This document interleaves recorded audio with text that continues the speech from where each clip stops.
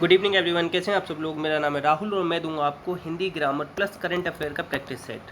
Rahul Pandey official Telegram channel, you can join this for PDF and more information. पहला question है, विदेशी शब्द नहीं है। विदेशी शब्द कौन कौन से देखो, स्कूल विदेशी, बस, रेलवे स्टेशन। आंसर क्या आ जाएगा, बी। तुरंत आगे बढ़ जाओ।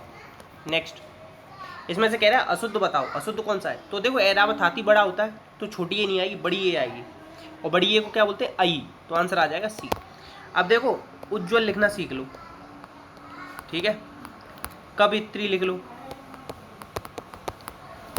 रचयिता लिख लो।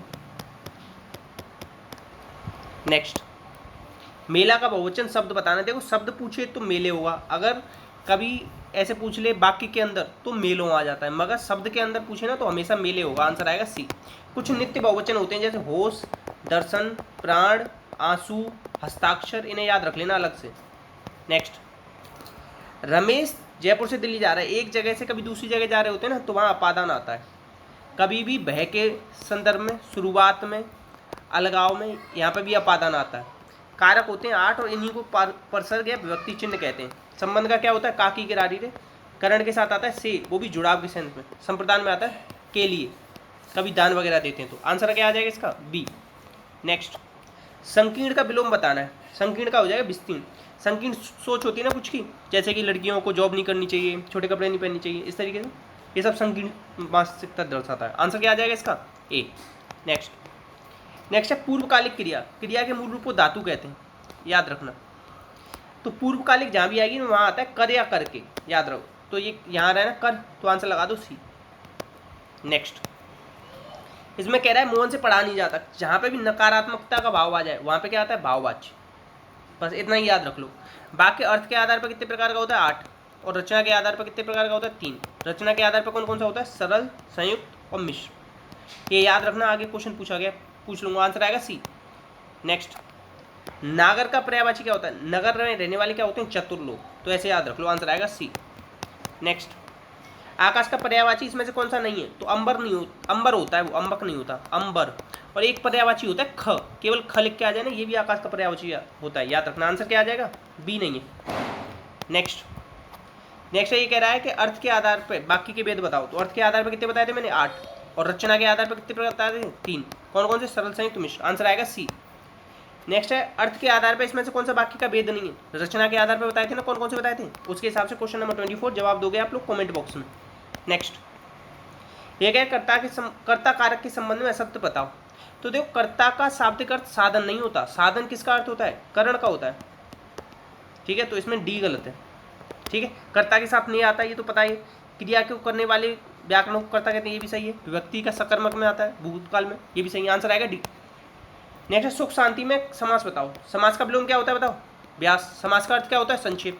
पदों की प्रधानता के आधार पर कितने प्रकार का होता है समास, 4। अर्थ के आधार पर 6।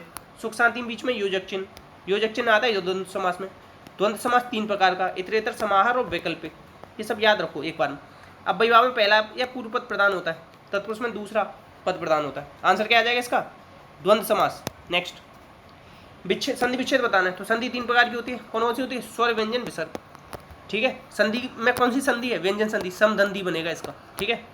अब देखो इसका संधि विच्छेद करो। उन्मुख होता है तो बड़ा तो आता नहीं, ये तो वैसे घट गए, या तो ये या ये। पर पीड़ा कोई शब्द नहीं होता, पर पीड़क होता है। तो आंसर आ जाएगा सी। नेक्स्ट, अभी कह रहा है खल का अर्थ बताओ। तो खल का मतलब होता है दुष्ट।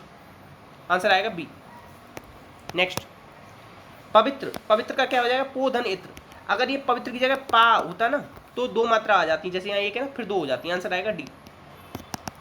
नेक्स्ट, जैसा पहले करता रहता था थी थे किस में आते हैं, ये भूत में आते हैं। तो वर्तमान आएगा नहीं, भविष्य आएगा नहीं। हेतु हेतुमत कब आता है, जब एक चीज दूसरे पे डिपेंड हो। तो आंसर आ जाएगा भूतकाल, बी। नेक्स्ट, थोता चना बाजे गना, लोकोक्ति बतानी।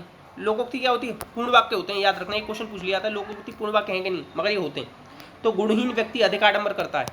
नेक्स्ट, आश्रित उपवाक्य का कौन सा भेद नहीं है, ये प्रधान उपवाक्य कुछ नहीं होता, ये 3 प्रकार का होता है, संज्ञा, क्रिया विशेषण और विशेषण, ठीक है। नेक्स्ट, अब इसमें कह रहा है मिश्र वाक्य बताओ। मिश्र वाक्य की पहचान है की, जो, सो, ज्यों त्यों। तो बीच में की आ रहा है, तुरंत लगा दो, आंसर आएगा सी। नेक्स्ट है, इटली की पहली महिला पीएम कौन बनी। बहुत ज़्यादा इंपॉर्टेंट क्वेश्चन है, बहुत ज़्यादा विवाद चल रहा है इस चीज़ पे। तो जॉर्जियो मेलोनी। आंसर आएगा डी। अच्छा, जितने भी फूड से रिलेटेड हेडक्वार्टर है ना, जैसे फूड ऑर्गेनाइजेशन का हेडक्वार्टर, वर्ल्ड फूड प्रोग्राम, ये सब कहाँ इटली में ही है। और पिज़्ज़ा कहाँ से शुरुआत हुई थी पिज़्ज़ा की, वो भी इटली से। ये सब याद रख लेना, पिज़्ज़ा छोड़ देना, बाकी सब याद रखना। नेक्स्ट है, अच्छा जैसे कोलेजियम, आपने नाम सुना है कोलेजियम, वो जो आधी झुकी हुई दीवारें टूटी, वो भी इटली में, ये भी पूछा गया कई बार, वर्ल्ड वंडर में आता है। ठीक है। रुपया व्यापार के लिए भारतीय रिजर्व बैंक ने मंजूरी पाने वाला पहला बैंक, बहुत ज़्यादा लिमिट से ज़्यादा इंपॉर्टेंट है ये, यूको बैंक बन गया। याद रख लेना, बहुत ज़्यादा पूछा जाएगा ये। और इसका हेडक्वार्टर भी याद रखना, कोलकाता में। ठीक है। और आरबीआई की स्थापना कब हुई थी, ये आप लोग बताना, 1934 है या 35 है। ठीक है। नेक्स्ट, पहली बार महारानी एलिजाबेथ द्वितीय वुमेन ऑफ द ईयर का अवार्ड किसे मिला है, तो ये मिला है स्वेल ब्रेवरमैन। ऐसे याद रखो, ये यहाँ पे क्या है, पहली बार महारानी किसको मिला है, देखो ये कौन थी महारानी, इसने किसको दिया, मैन को दिया। इस तरीके से थोड़ा सा याद रख लो, आंसर आएगा डी। नेक्स्ट, ये कह रहा है कि मोटो जीपी वर्ल्ड चैंपियनशिप रेस की मेजबानी कब करेगा भारत। सारे जितने भी इंपॉर्टेंट काम है ना, सब 2023 में होने। 2023 में एससीओ की बैठक होगी, 2023 में G20 की बैठक की अध्यक्षता कर रहा है। ये सब कब कर रहा है, 2023 में, क्योंकि 2024 में क्या हो, चुनाव, तभी तो इंप्रेशन जमेगा 2024 में। अब देखो, ग्लोबल क्रिप्टो करेंसी इंडेक्स में 2022 में स्थान कौन सा रहा है, इंडिया का चौथा। ऐसे याद रखो, 2 और 2 4, आखिरी के 2 और 2 याद रख लो। नेक्स्ट है यूनिसेफ का सद्भावना राजदूत किसको नियुक्त किया गया है, तो देखो जो हमें सद्भावना किसी से रखनी है ना, तो उससे हमें रिश्ते ना काटे, हमने उससे रिश्ते ना काटे और ना उसे बैन किया, ऐसे याद रखो, बहुत ज़्यादा लिमिट से ज़्यादा इंपॉर्टेंट है। हेडक्वार्टर कहाँ है इसका, न्यूयॉर्क में। एक यूनिसेफ है और एक यूनेस्को है। यूनेस्को का हेडक्वार्टर कहाँ है, पेरिस फ्रांस में, और पेरिस फ्रांस में FATF का हेडक्वार्टर है। ये सब याद रखोगे, आंसर क्या आ जाएगा इसका, डी। इतने क्वेश्चन थे, प्लीज़ शेयर कीजिएगा, सपोर्ट कीजिएगा, वीडियो अच्छी लगी तो लाइक कीजिएगा। इसी के साथ अपना ध्यान रखना। जय हिंद, जय भारत।